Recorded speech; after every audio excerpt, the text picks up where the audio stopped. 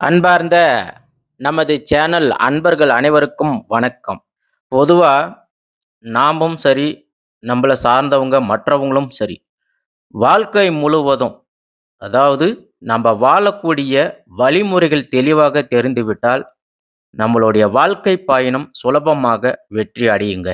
அதேபோல பாருங்க, நாம எப்படி வாழ வேண்டும், நம்ம வீட்ட நம்ம எப்படி கட்டணும், நாம எப்படி வாழக்கூடிய வீடு எவ்வாறு அமைக்க வேண்டும், இப்படி எல்லா விஷயத்தையும் நமக்கு தெரிஞ்சு இருந்துச்சுன்னா, சிறு வயசுலயே சுலபமா நம்ப பெரிய இடத்த பிடிச்சிருக்கலாங்க. என்று எல்லோருமே கூட சொல்லலாம். ஆனா, ஒவ்வொரு ராசிக்கும் வாழ்நாள் முழுவதுமான அனைத்து பலன்களையும் பெரியோர்கள் அன்றே வகுத்து தந்திருக்கிறாங்க. அப்ப நம்பளுடைய வீடுகள்ல நாம்ப உறங்க வேண்டுமானா, எப்படி உறங்க வேண்டும்? எப்படி படுக்க வேண்டும்? படுக்கை எப்படி இருக்க வேண்டும்? இது போன்ற விஷயங்கள் எல்லாமே நமக்கு சரிவர தெரியறது இல்ல. அப்ப வாழ்க்கைய பற்றிய முழுமையான புரிதல்கள் நமக்கு கிடைப்பதாலே, பல தோல்விகள நம்ப சந்திக்கிறோம். அதன் பிறகு தான் நம்பளுக்கு ஒரு புரிதல்கள் சரியா கிடைக்குது. சொல்றது புரியுதுங்களா? தோல்விகளே இல்லாம வாழ்க்கையில வெற்றியே நம்ப பெறுவதற்கான வழிமுறைகள் இருந்தா, அது கண்டிப்பா ஒருவேள அது நம்மளுக்கு தெரியாம கூட இருந்திருக்கலாம். ஒருவேளை இந்த சேனல் உங்கள் கண்ணுக்கு பட்டா, அந்த நிமிடம், அந்த நேரம் உங்களுக்கு ஒரு சில மாற்றத்த கடவுள் உங்களுக்கு கண்டிப்பாக கொடுப்பாருங்க. அன்பார்ந்த மகரம் ராசி அன்பர்களுக்கு வணக்கம். நம்ப வாழ்க்கையில வாஸ்து சாஸ்திரத்த ஒவ்வொருவருடைய வீடுகள்ல அவர்களுடைய தலைவைத்து படுக்கும் திசை, இது போன்ற நல்ல விஷயங்கள நாம பார்த்துட்டு வரோம்.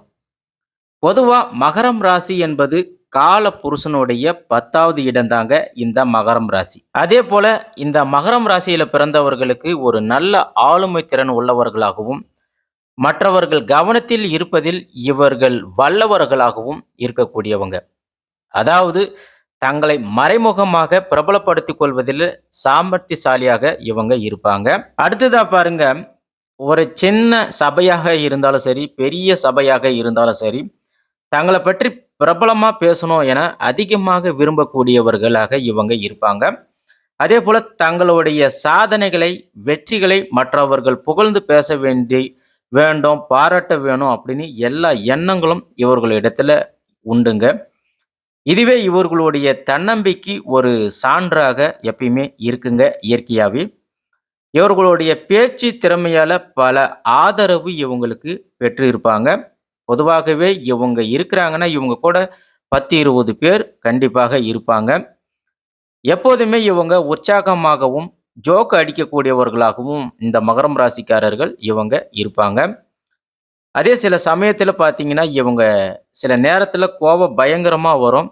அதேபோல ஒரு உணர்ச்சி வசப்பட்டு வார்த்தைகளால திட்டி விடுவாங்க. ஸோ அந்த அளவுக்கு கோபப்படக்கூடியவர்களும் இவங்க. என்ன இவர்கள் ராசியில செவ்வாய் பகவான் உச்சம் அடைஞ்சிருக்கிறாருங்க. இதனால சில டைம்ல இவங்க கண்டிப்பாக கோபப்படுவாங்க. அடுத்ததாக பெரும்பாலும் மகரம் ராசிக்காரர்களை பொறுத்தவரையில வீடுகள் அமைவதில் இவங்களுக்கு எப்பவுமே சிக்கல்கள் இருக்குங்க. அதுபோல இவங்களுடைய தாய் வீடு பிரிந்து சென்று தான் இவங்க வாழ வேண்டிய சூழ்நிலை இவங்களுக்கு எப்பவுமே இருக்குங்க.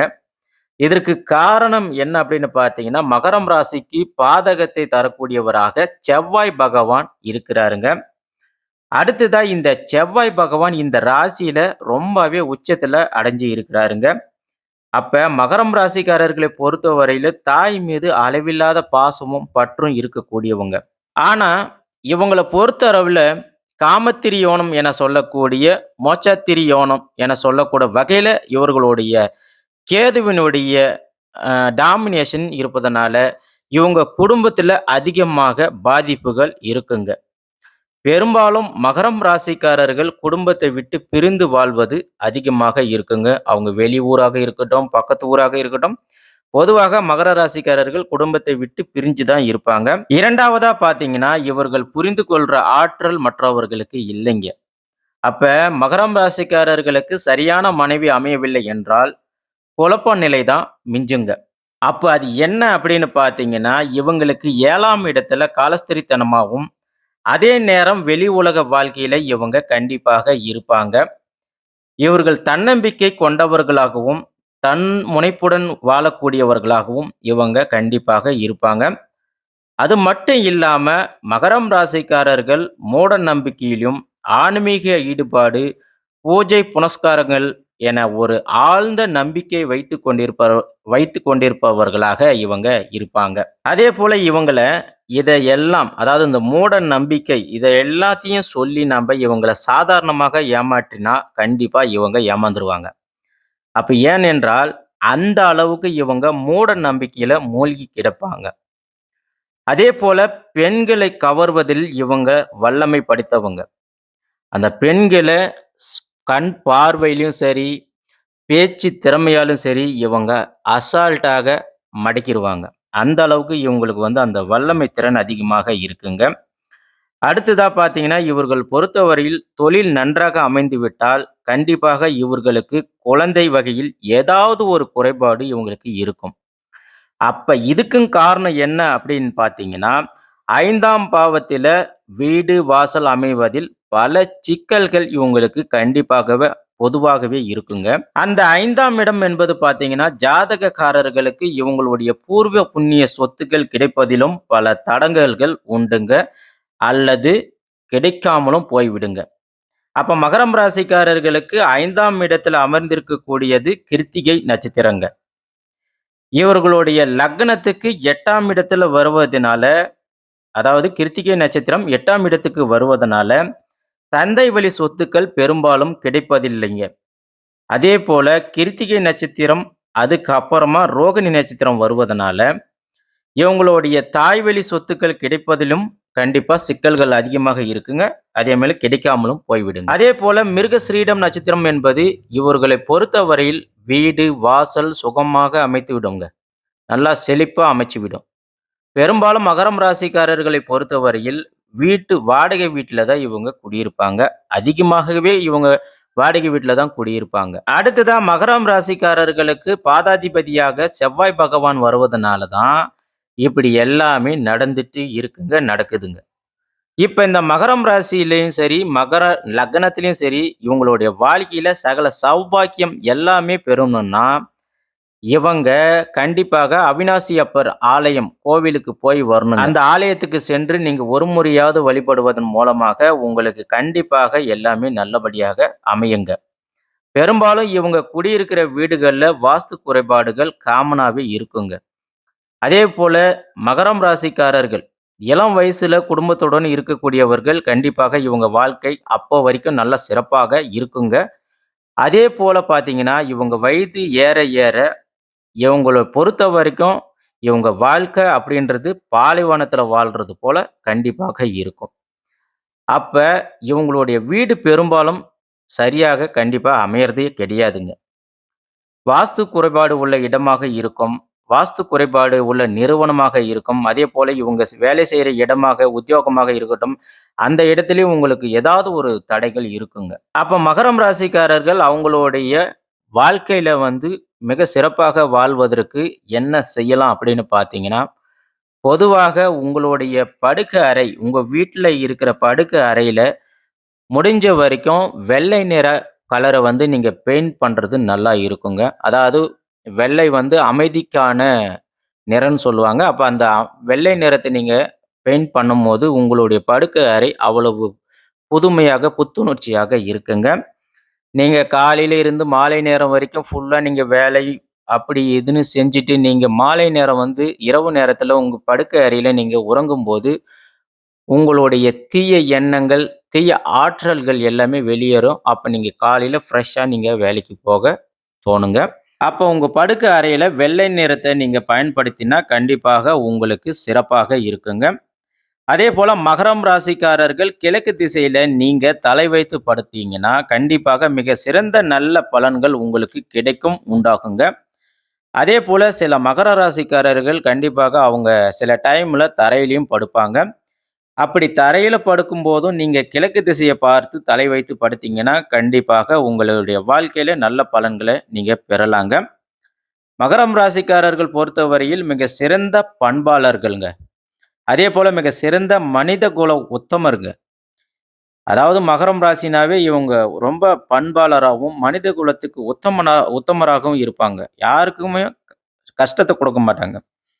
இது போன்ற நல்ல மனிதர்கள் உலகத்திலே கண்டிப்பா பார்க்க முடியாதுங்க. அவ்வளவு நல்ல குணம் உண்டுங்க இந்த மகரம் ராசிக்காரர்களுக்கு. அப்படிப்பட்ட மகர ராசிக்காரர்களுக்கு பாருங்க, இவங்க எப்பயாவது ஒரு டெவலப் ஆகிட்டு ஒரு தொழில் செய்வாங்க. ஏதாவது ஒரு உத்தியோகத்திலயோ, தொழில்லயோ ஏதாவது ஒண்ணு செஞ்சாங்கன்னா, கண்டிப்பா இவங்களுக்கு எங்க இருந்து தான் எதிரிங்க வருவாங்கன்னே தெரியாதுங்க. ஒரு எதிரிங்க இவங்களுக்குனாவே எதிரிங்க முளைச்சிட்டே இருப்பாங்க. இப்ப இந்த இடத்துல ஒரு எதிரி வந்திருப்பான். அந்த பிரச்சனைய முடிச்சிருப்பாங்க. ஆனா இன்னொரு பக்கம் ஒரு எதிரி வருவாங்க. இவங்க வாழ்க்கையில எதிரிங்க இல்லாம இவங்க வாழ மாட்டாங்க. அதேபோல மகரம் ராசிக்காரர்களுக்கு வாழ்க்கையில நீங்க வெற்றி பெற வேண்டும்னா, கண்டிப்பாக நீங்க மதுரை மீனாட்சி அம்மன இடைவிடாமல் பிடித்துக் கொள்ள வேண்டும். அதாவது மதுரை மீனாட்சி அம்மன தான் நீங்க டெய்லியும் வணங்கணும். அதேபோல பார்த்தீங்கன்னா, மேல்மலையனூர் அங்காளம்மனையும் நீங்க இடைவிடாம பிடித்துக்கினீங்கன்னா, கண்டிப்பாக உங்களுக்கு எல்லா நன்மைகளும் உங்களுக்கு கிடைக்குங்க. அடுத்ததாக முக்கியமான விஷயம் என்ன அப்படின்னு பார்த்தீங்கன்னா, மகரம் ராசிக்காரர்கள் பிறர் யூஸ் பண்ண துணிய நீங்க யூஸ் பண்ணவே கூடாதுங்க. அது கண்டிப்பாக உங்களுக்கு ஒரு கெட்டத தான் குடுக்கும். நிச்சயமாக ஒரு கெட்டத தான் குடுக்கும். இதற்கு என்ன காரணம் அப்படின்னு நம்ப சொன்னா, இவர்களுடைய படுக்கை அறையில வந்து பார்த்தீங்கன்னா, 12வது இடமாக குரு பகவானுடைய வீடு இருக்குங்க. அதாவது மகர ராசிக்காரருக்கு 12வது இடத்துல குரு பகவானுடைய வீடு இருக்கு. அப்ப குரு பகவான் இருக்கிறதுனால உங்களுடைய வீடுன்றது தெய்வீகமாக இருக்க வேண்டுங்க. இதனால தான் நீங்க மற்றவர்களுடைய துணிகளை, ஆடைகளை பயன்படுத்தக்கூடாது அப்படின்னு சொல்றேங்க. அதனால இவங்க இந்த வீட்ல முடிஞ்ச வரைக்கும் ஸ்ரீரங்க ரங்கநாதருடைய ஃபோட்டோஸ் வாங்கி வச்சு நீங்க வீட்ல வணங்கும்போது கண்டிப்பாக உங்களுக்கு நல்லது நடக்குங்க.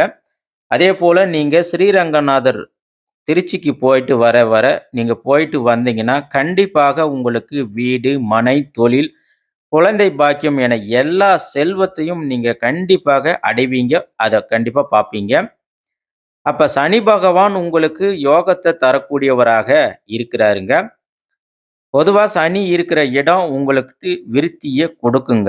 இப்ப மகரம் ராசியில் இருக்கக்கூடிய சனி பகவான் உங்களுக்கு நன்மையை செய்தாலும், ஆனா அவருடைய பார்வை எங்க படுது அப்படின்னு பார்த்தீங்கன்னா, 4வது வீட்ல தான் படுதுங்க. இதனால உங்களுக்கு வீடு, வண்டி, வாகனம், குடியிருப்பு வீடு எல்லாமே வந்து பார்த்தீங்கன்னா, சுகமான நிம்மதியான வாழ்க்கையிலயும் சின்ன சின்ன போராட்டங்கள் கண்டிப்பாக உங்களுக்கு இருக்கும். பெருசா இல்லனாலும் சிறுசா இருக்கும். அடுத்ததாக மகரம் ராசிக்காரர்கள் உங்களுடைய வீட்ல படுக்க அறையில மற்றவர்கள் யாரும் தங்க விடாதீங்க, தங்கக்கூடாதுங்க. அதேபோல நோய்வாய்ப்பட்டவர்களும் தங்கக்கூடாதுங்க. அது வந்து உங்களுக்கு தீய கெட் தீய ஆற்றலை வந்து உங்களுக்கு ஏற்படுத்துங்க. அடுத்ததாக மகரம் ராசிக்காரர்கள் இவர்களுடைய தலகாணி, பெட்ஷீட்டு, போர்வை இது எல்லாமே வாரத்துக்கு ஒரு முறை நீங்க சுத்தம் செய்து வச்சீங்கன்னா, கண்டிப்பாக உங்க குடும்ப வாழ்க்கை, இல்லற வாழ்க்கை, தொழில் எல்லாமே சிறப்பாக இருக்குங்க. மகர ராசிக்காரர்கள் பொறுத்தவரையில் வடக்கு வாசல் வீடு நல்ல அனுகூலத்தை உங்களுக்கு தருங்க. அதேபோல நீங்க வீட்ல உங்களுடைய படுக்கை அறையில நீங்க தண்ணீர் வைத்து நீங்க உறங்க போகும்போது கண்டிப்பாக உங்களுக்கு நல்ல ஆற்றல் கிடைக்கும். அதேபோல செம்பு பொருட்கள் நீங்க பயன்படுத்தும்போது, உங்களுக்கு உங்களுடைய உடம்பில் இருந்து வெளியேறக்கூடிய தீய எண்ணங்கள், ஆற்றல்கள், கெட்ட கனவுகள் இது எல்லாத்தையுமே அந்த செம்பு கம்பியோ அல்லது செம்பு பொருட்கள் அப்சர்வ் பண்ணி உங்களுக்கு நல்ல நீங்க காலையில எழும்போது ஃப்ரெஷ்ஷா இருப்பீங்க. ஒரு நல்ல எண்ணத்தை உங்களுக்கு உருவாக்குங்க. அடுத்ததா மகரம் ராசிக்காரர்களுக்கு உங்களுடைய படுக்கை அறையில 2 கட்டில்கள் இருக்கக்கூடாதுங்க. அதேபோல உங்களுடைய படுக்கை அறையில அட்டாச்டு பாத்ரூம் இருக்காம இருந்தா, கண்டிப்பாக உங்களுக்கு வாழ்க்கை சிறப்பாக இருக்குங்க. அடுத்ததாக உங்களுடைய படுக்கை அறைய பொறுத்தவரைக்கும் தேவையற்ற எந்த ஒரு பழைய பொருட்களும் இல்லாம வச்சுக்கிறது, உங்களுக்கு வாழ்க்கைய மிக சிறப்பாகவும், நன்மையாகவும் உங்களுக்கு ஏற்படுத்துங்க. ஆகையால உங்க படுக்கை அறைய பொறுத்தவரைக்கும் பழைய பொருட்கள் எதுவும் இல்லாம வச்சுக்கங்க. வாரத்துக்கு 2 முறை உங்க படுக்கை அறைக்கு கீழ உப்பு தண்ணியால நீங்க துடைச்சீங்கன்னா, கண்டிப்பாக உங்களுக்கு ஒரு நல்ல பலனு கிடைக்குங்க. நன்றி, வணக்கம்.